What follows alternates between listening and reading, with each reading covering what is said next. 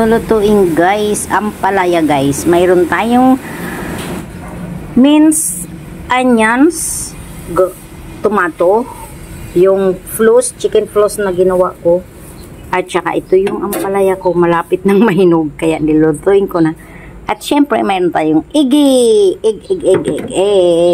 Maglagay na tayo ng mantika sa kawali natin. Lagay na natin ang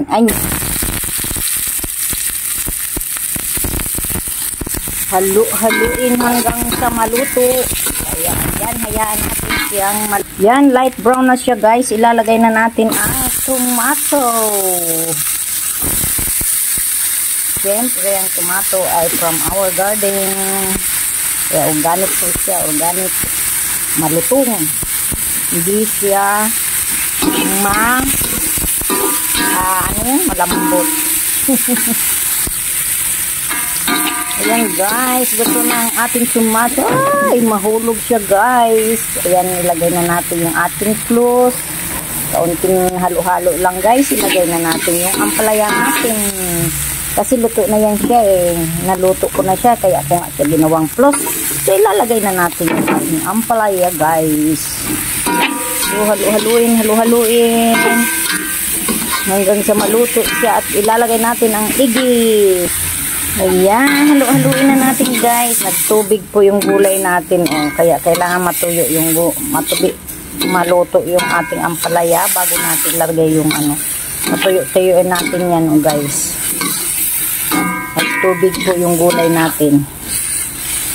Ayan guys. Hayaan natin siyang maluto guys. Para masarap guys. Siyempre, may asin na po yan. May panimpla na po yan. Kaya, don't worry guys. Mayroon na po yung panimpla.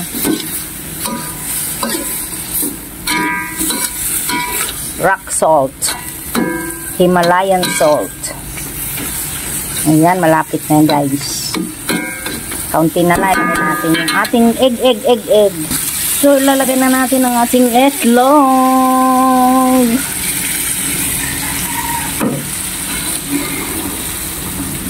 Haluin.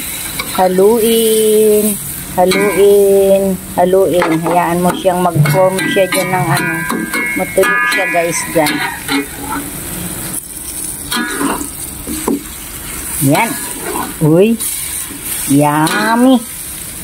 Ayan guys. Sarap niyan na. Super yummy guys. Ayan, luto na guys.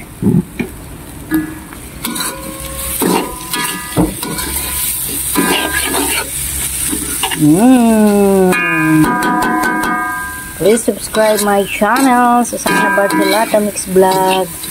Ayan po, sarap ng ating ulam for today.